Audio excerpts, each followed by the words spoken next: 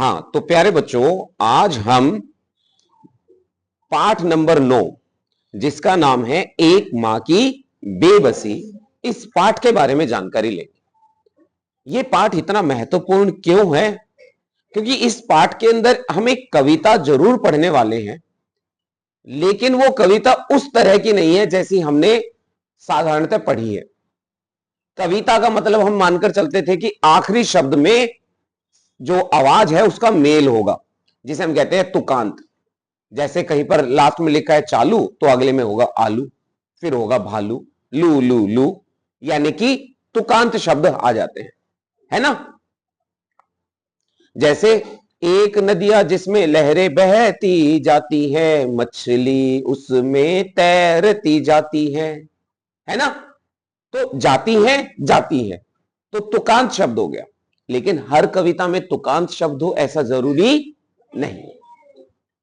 अब इस पाठ की भूमिका बनाने के लिए इन्होंने शुरू में समझा भी दिया है कि ये क्या कहना चाहते हैं।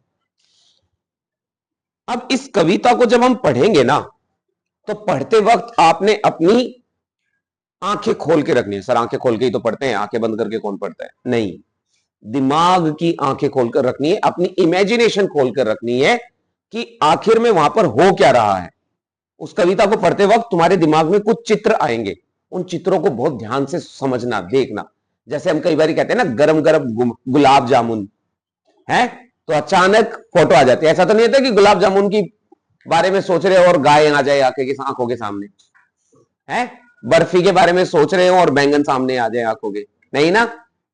तो जैसा सोचते वैसे ही इमेज सामने बनती है ना, ऐसे ही यहां पे सोचना है। इस कविता को पढ़ते समय आंखों के सामने कई चित्र बनते हैं।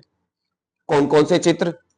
बचपन का चित्र, बचपन के खास समय, खेल और साथियों का चित्र, उन साथियों में से एक खास साथी रतन, रतन का और एक मां का चित्र। इसे पढ़ो और महसूस करो। ये पढ़ना है और इसको महसूस करना है। कविता के बारे में अगर हम जाने तो कविता ऐसा नहीं है कि आपने रेलगाड़ी की तरह पढ़ने शुरू कर देनी है। वंदे भारत शुरू हुई, कविता खत्म, एक गुरु था एक था चेला दोनों का थैला, ना ना ना। कविता को पढ़ो, समझो और महसूस करो, और पहुंच जाओ उसी दुनिया में, पहुंच जाओ उसी दुनिया में जिस दुनिया में वो कविता लिखी गई। कैसे पता चलेगा सर? देखो अब मैं तुम्हें उसी दुनिया में लेके जाऊंगा। कविता धीरे धीरे पढ़ने की चीज है, उसे मन में उतरने में काफी समय लगता है। कभी कभी तो वर्षों बाद हमें बचपन में पढ़ी गई कविता पढ़ते हैं तो लगता है कि भाई पहली बार पढ़ा है इसे। कविता पढ़ने के बाद मन के किसी कोने में वह घर बना लेती है, किसी मौके पर वह उभर कर आती है। जैसे कई बार मैं ऐसे ही बैठा होता हूं तो 5वीं क्लास की एक कविता है, तुमने पढ़ा है, गुरु और चेला। कई बार मेरा मन कर जाता है, यार आज हंसने का मन है या कुछ समझने का मन है, तो मैं उस कविता को खोल लेता हूं और पढ़ना शुरू कर देता हूं, गाना शुरू कर देता हूं, तो मुझे अच्छा लगता है और मैं पहुंच जाता हूं गुरु और चेले की दुनिया में कि आखिरकार गुरु ने कैसे समझाया होगा, बोला होगा, अरे चेला चल ले भैया, यहां तो हाथ बहुत बुरा हो जाएगा, चल लो हमरे साथ, बताए रहे तुम्हें। और चेला कह रहा, अरे ना वावा ना गुरुजी, हम तो ना जाएं, खाएंगे बहुत सारे रसगुल्ले और पेट है हम फुलाएं, करेंगे मजे, करेंगे मोटी गर्दन, पास में है बहुत थोड़ा सा धन, इसलिए खाऊंगा खूब पेट भर के, जो है मेरे अंदर मन, जो भी मेरे मन में आएगा वो मैं खाऊंगा। और देखना गुरुजी, आज तो मैं एक लकड़ी हूं, कुछ दिनों के बाद गुलाब जामुन बन जाऊंगा। और इस तरीके की दिमाग में मेरी बातें आती है। क्यों? क्योंकि मैं उस कविता को दिल से पढ़ता हूं, समझता हूं, मन करता है बहुत पढ़ने का उस कविता को। ऐसे ही तुम भी किसी कविता को केवल प्रश्न उत्तरों के लिए मत पढ़ो। सर ने बोला था एक मां की बेबसी से 2 क्वेश्चन आएंगे, फटाफट से वो 2 क्वेश्चन रट लेता हूं। एक मां की बेबसी किसने लिखी थी? एक मां की बेबसी की कविता में मां क्या कहती थी? अरे नहीं रे बाबा, ये पढ़ाई प्रश्न उत्तरों की नहीं है, ये पढ़ाई है उस तरीके की स्थिति को समझने की। समझो उस मां पे क्या बीतती होगी जिसका बच्चा किसी काम को करने में असमर्थ होता है। अब मान लो तुम अच्छे भले बच्चे बैठे हो और तुम्हारे जो है पैर में चोट लग जाए, तुम्हारी मम्मी क्या करेगी? रोएगी। और जैसे उनको पता चल गया कि हाँ बच्चा स्कूल में गिर गया है, वो सारे काम छोड़कर दौड़ती दौड़ती सबसे पहले स्कूल में आएगी और तुम्हें देखेगी।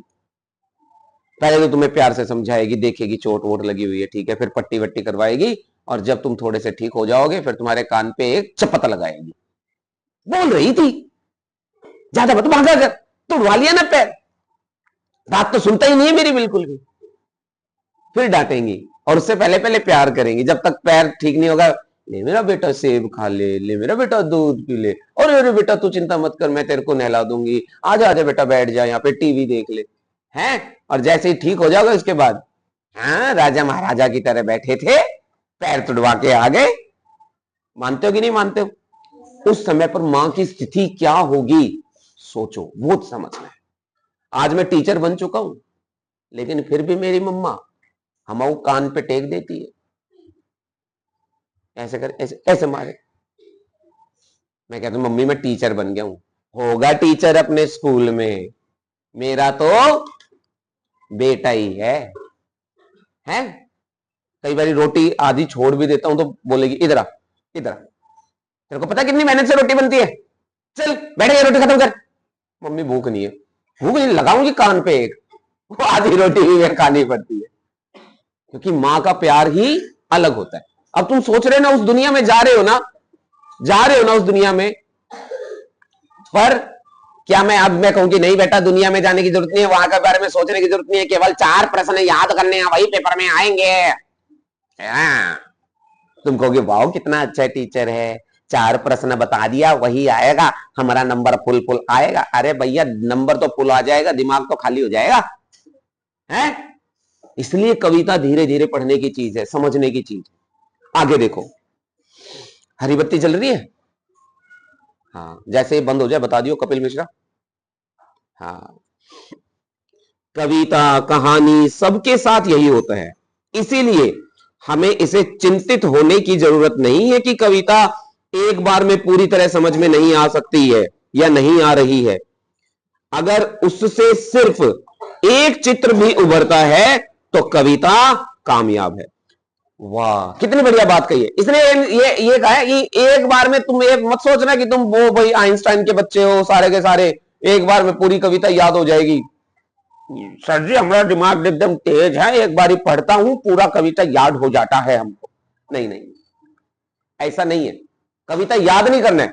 कविता पढ़ते वक्त अगर एक भी चित्र तुम्हारे दिमाग में बन गया, एक बार भी तुमने सोच लिया कि कैसी मां कैसे बैठी होगी, बच्चा कैसे खड़ा होगा और वो कैसे दूसरे बच्चों से मिलने से घबरा रहा होगा, एक बार तुमने ये सोच लिया तुम्हारे दिमाग में चित्र बन गया, कविता अपना काम कर गई। अब कविता अपना काम कर गई ये नहीं कि कविता कोई लड़की है वो आगे अपना काम करके चलेगी, खाना वाना बना के चली गई। हाँ समझ रहे हो? हाँ तो चलो एक बार उस दुनिया में जाते हैं जहां पर वो मां और वो बेटा कुछ हमें कहना चाहते हैं। इस कविता को हम भी पढ़ना चाहते हैं, लेकिन केवल इसलिए नहीं कि परीक्षा में इससे प्रश्न उत्तर आते हैं ना, क्योंकि हम भी उस मां की दुनिया में जाना चाहते हैं। तो बोलो क्या आप सब इस कविता को पढ़ना चाहते हैं? तो क्यों ना हम आगे बढ़े और कविता को समझे। क्या कहती? न जाने किस अदृश्य पड़ोस से निकल कर आता था वह खेलने हमारे साथ, रतन जो बोल नहीं सकता था खेलता था हमारे साथ, एक टूटे खिलौने की तरह। देखने में हम बच्चों की तरह ही था वह भी एक बच्चा, लेकिन हम बच्चों के लिए अजूबा था क्योंकि हमसे भिन्न था। थोड़ा घबराते भी थे हम उससे, क्योंकि समझ नहीं पाते थे उसकी घबराहटों को, न इशारों में कही गई उसकी बातों को, न उसकी भयभीत आंखों में हर समय दिखती उसके अंदर की छटपटाहटों को। अब अगर देखो तो तुकांत यहां पर भी है, बातों को, छटपटाहटों को। जितनी देर वह रहता, ये लाइन सुनना ध्यान से, पास बैठी उसकी मां निहारती रहती उसका खेलना। जब तक वो खेलता रहता उसकी मां दूर से बैठकर उसको देखती रहती कि मेरा बेटा कैसे खेल रहा है, कहीं उसको कोई तंग तो नहीं कर रहा है, क्योंकि वो बोल नहीं सकता था। आप पूरे दिन बातें करते हो, गपशप मारते हो, चिटर चैटर करते रहते हो। हाँ तू क्या खाने में लेकर आई है, तू क्या खाने में लेकर आई है? अरे भैया मैं तो गोलगप्पे खाऊंगा, आज जाके बहुत मन कर रहा है। अरे मम्मी आज तो टिक्की खाने का मन कर रहा है। मम्मी आज तो छोले चावल बना दो। मम्मी मेरे को पनीर खाने का मन कर रहा है। ना जाने क्या क्या बातें तुम्हारे दिल की होती है, वो तुम कह देते हो। और सोचो किसी दिन तुम्हारा माइक ऑफ हो जाए, स्पीकर बंद हो जाए,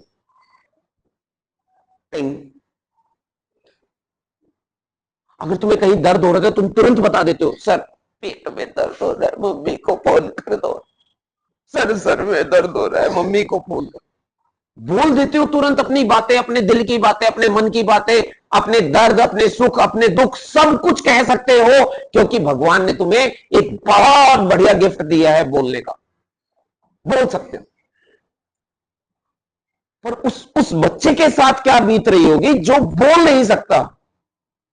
उस बच्चे पर क्या, वो कुछ ना जाने क्या क्या कहना चाहता है, लेकिन अपनी बात नहीं कह पाता है। अगर उसके शरीर में कहीं दर्द भी हो रहा है तो वो इशारों से समझाएगा, क्या पता ना भी समझा पाए, सामने वाला ना समझ पाए। कभी कोशिश करना कि 1 घंटे के लिए हम गूंगे हो जाते हैं, 2 घंटे के लिए हम गूंगे हो जाते हैं। आज मैं कहता हूं कि आज पूरे दिन एक बार गूंगे रह के देखो, पूरे दिन। अब आज ही मत निकालो बिल्कुल, देखो तुम्हारे लिए जिंदगी कितनी मुश्किल हो जाएगी। करके देखो एक बारी, तुम्हें उस बच्चे की तकलीफ का एहसास हो जाएगा कि वो किस तरीके से अपनी जिंदगी बिताता होगा। और सोचो अगर जिंदगी भर ही ऐसा हो जाए कि हम बोल ही ना पाए, तो हमें जो दुख होगा सो होगा, लेकिन हमारे अपनों को, यानी कि हमारी माता जी को, हमारे पिताजी को कितना दुख होगा उसका तुम एहसास भी नहीं समझ सकते। मतलब वो एहसास भी नहीं आपको होगा कभी कि मां को कितना दुख होता है जब उसके बच्चे के साथ कुछ गलत हो जाता है या कुछ ऐसी चीजें उसके साथ होती है। आजकल हम ऐसे लोगों के लिए जो बोल नहीं सकते या किसी भी चीज के काम को करने में असमर्थ होते हैं, उसके लिए हमारे माननीय प्रधानमंत्री श्री नरेंद्र मोदी जी ने एक नया शब्द दिया है, उनके लिए एक नई चेतना दी, एक नया शब्द दिया है। उन्होंने कहा कि नहीं, अब हम इन्हें विकलांग नहीं बोलेंगे। विकलांग शब्द एक नकारात्मक शब्द है, नेगेटिव वर्ड है। उन्होंने कहा नहीं, भगवान अगर किसी से एक चीज छीनता है ना, तो भगवान उसे 10 बहुत अच्छी चीजें दे देता है। तो ऐसे लोगों के लिए उन्होंने एक शब्द दिया, दिव्यांग। दिव्यांग, दिव्य अंग, दिव्यांग। ऐसे लोगों का दिमाग बड़ा तेज होता है जो बोल नहीं सकते, क्योंकि हम तो बोल बोल के सारा अपना जो है सब बाहर फेंक देते हैं, लेकिन जो बोल नहीं सकते वो दिमाग में बहुत सोचते हैं, और जो जितना ज्यादा सोचता है वो उतना ज्यादा समझदार होता है। समझे? आगे देखो क्या हुआ फिर। अब जैसे जैसे कुछ बेहतर समझने लगा हूं, उनकी भाषा जो बोल नहीं पाते, याद आती रतन से अधिक। बहुत इंपॉर्टेंट है ये लाइन, याद आती रतन से अधिक, रतन से भी ज्यादा वो किसी चीज को अगर याद करता है तो वो क्या, उसकी मां की आंखों में झलकती उसकी बेबसी। कुंवर नारायण जी हैं जिन्होंने इस कविता को लिखा। एक बार फिर से गो थ्रू करते हैं और एक बार फिर से समझते हैं। न जाने किस अदृश्य पड़ोस से निकलकर आता था वह खेलने हमारे साथ। अदृश्य मतलब उनको नहीं पता कि वो कहां से आ रहा है। अदृश्य मतलब ये मत सोचना कि हैरी पॉटर की फिल्म है और वो गेट है, उस गेट में से ऐसे घुस जाते हैं 3x4 वाला जो गेट होता है, हैं? ऐसा नहीं है। रतन जो बोल नहीं सकता था खेलता था हमारे साथ एक टूटे खिलौने की तरह। टूटे खिलौने की तरह। कई बार तुम्हारा खिलौना है, काम अच्छा बढ़िया चल रहा है, मोटरसाइकिल ले ली या कार ले ली, बढ़िया चल रही है, दर दर दर दर दर दर, और अचानक तुम खेलते खेलते उसका पहिया टूट गया, तो खिलौना क्या अब अच्छे से काम कर पाएगा? तो उस खिलौने को हम क्या कहेंगे? टूटा हुआ खिलौना। ऐसे ही रतन के लिए उसने एक शब्द इस्तेमाल किया, टूटा हुआ खिलौना। कि खिलौना तो हमारे मनपसंद का है, लेकिन उस खिलौने में कुछ कमी है। और वो कमी क्या थी? कि रतन बोल नहीं सकता। रतन को इतना महसूस नहीं होता था क्योंकि रतन तो बचपन से ही नहीं बोल पाता था। लेकिन दुख किसको था? दुख था उसकी मां को कि ये जब बड़ा हो जाएगा, जब ये समाज में जाएगा, बच्चों के बीच में बैठेगा। अब तुम्हारी क्लास में अगर मान लो कोई ऐसा एक बच्चा होता जो बोल नहीं सकता, तो मैं गारंटी के तौर पे कह सकता हूं कि उसकी तुम लोगों से दोस्ती होने के चांसेस बहुत कम हो जाते हैं। हो सकता है वो बिल्कुल अलग ही बैठता। तुम्हारी क्लास में अभी भी बहुत सारे बच्चे ऐसे हैं जो बहुत कम बातें करते हैं और हम उनके साथ दोस्ती नहीं करते। हम हमेशा उसके साथ दोस्ती करना पसंद करते हैं जो बहुत अच्छा हो, खेलने में अच्छा हो, हमारी मदद करे, जो पढ़ाई में अच्छा हो। हम उन बच्चों से दूर हो जाते हैं जो नहीं करते हैं ऐसा। लेकिन ऐसा नहीं होना चाहिए। हमें व्यवहार के आधार पर सबसे दोस्ती रखनी चाहिए, सबके सुख और दुख में साथ देना चाहिए। है तुम्हारी क्लास में भी ऐसे 2-3 बच्चे हैं जिनको मैं जानता हूं, कि हम उनके साथ इस तरीके से व्यवहार करते हैं, बट वो सही चीज नहीं है। और सोचो तुम्हारी क्लास में कोई ऐसा बच्चा होता जो देख ना सकता हो। अब आप देखो, आपके विद्यालय के अंदर ही हमारे म्यूजिक के टीचर हैं, राम कुमार सर, सब जानते हैं। भगवान ने भले ही उनसे उनकी आंखें छीन ली, लेकिन उसके बावजूद भी वो विद्यालय का हर काम करते हैं। क्लासेस में आते हैं, तुम्हें नए नए गाने सिखाते हैं, सारा काम करते हैं। और क्लासेस में आने जाने का उन्होंने अपने दिमाग में एक चित्र बना रखा है। उन्हें पता है कि कौन सी क्लास कौन सी है, कौन सी क्लास कौन सी है, कितने कदमों के दूर पर कौन सी क्लास है, जीना कब आएगा, स्टाफ रूम कहां पर है, बाहर कैसे जाना है, वहां से सीधा कैसे आना है, हर चीज उन्होंने कदमों पे गिन रखी है। अगर मैं आप तुमसे कहूं कि आज आंख बंद करके तुम पूरे दिन विद्यालय में घूमो, तो ना जाने कितने एक्सीडेंट कर दोगे। धैड़ धैड़, कभी इससे टकरा रहे हो, कभी उससे टकरा रहे हो, सॉरी भैया, सॉरी बहना, है धड़ाधड़, एक्सीडेंट पे एक्सीडेंट।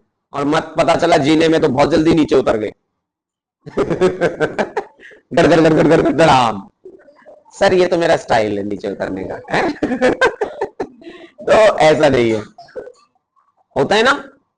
लेकिन राम कुमार सर को देखो, कितनी बढ़िया बढ़िया चीजें कर लेते हैं, सब कुछ ध्यान में रखते हैं, लेकिन उन्होंने कभी भी अपनी कमजोरी को अपनी रुकावट नहीं बनने दिया।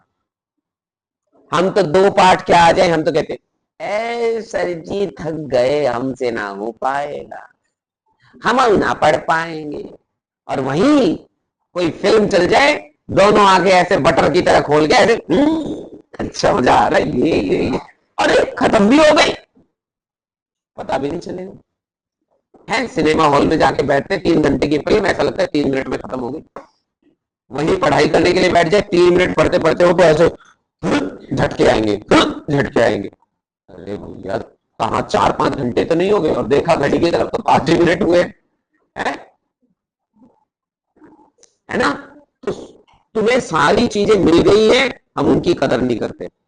जिनको नहीं मिलती है वो उनको बहुत संभाल कर रखते हैं। रे बाबा, मेरे पास 3 जोड़ी जूते हैं, 3 जोड़ी जूतों में से मेरा मन करता है जो उनसे पहन के आ जाता हूँ, जो कर लेता हूँ वो कर लेता हूँ। कभी कभी कहते हैं यार ये तो गंदे हैं, ये वो। जिनके पास एक जोड़ी भी जूते नहीं है और उन्होंने बड़ी मुश्किल से मेहनत करके एक जोड़ी जूते कमाए होंगे, भाई वो रोज तो उनको साफ करेंगे, अच्छे से संभाल कर रखेंगे, गोबर में पैर नहीं रखेंगे। इसका मतलब ये नहीं कि नीरज सर गोबर में पैर रखते हुए चलते हैं, हाँ ठीक है। तो चीजों की कदर करेंगे, है ना। समझते हो कि नहीं समझते हो बात? इसीलिए ये दिव्यांग बच्चा है और इसके बारे में जानकारी दे रहा है कोई दूसरा लेखक, और वो लेखक कौन है? कुंवर नारायण। वो बता रहे अपने बचपन की एक याद कि हम बचपन में खेलते थे तो एक बच्चा था, ना जाने कौन सी गली से निकल कर आता था और हमारे आसपास आकर खड़ा हो जाता था। हम उसके साथ खेलने की कोशिश करते थे लेकिन उसकी भाषा समझ नहीं पाते थे, वो बोल ही नहीं पाता था, हम उसको समझ नहीं पाते थे वो क्या कहना चाहता है। और सबसे बड़ा दुख उसको इस बात का होता था कि दूर बैठी उसकी माँ ये देखती रहती थी कि आज सबके बच्चे बोल रहे हैं और मेरा बच्चा नहीं बोल रहे, और इसी कारण से मेरे बच्चे को ये अच्छे से खिला भी नहीं रहे। तो उसकी माँ की आंखों से आंसू गिर जाते थे, कई बार रो पड़ती थी बेचारी कि मैं क्या करूं कि मेरा बच्चा बोलने लग जाए। कितनी बड़ी समस्या हो जाती।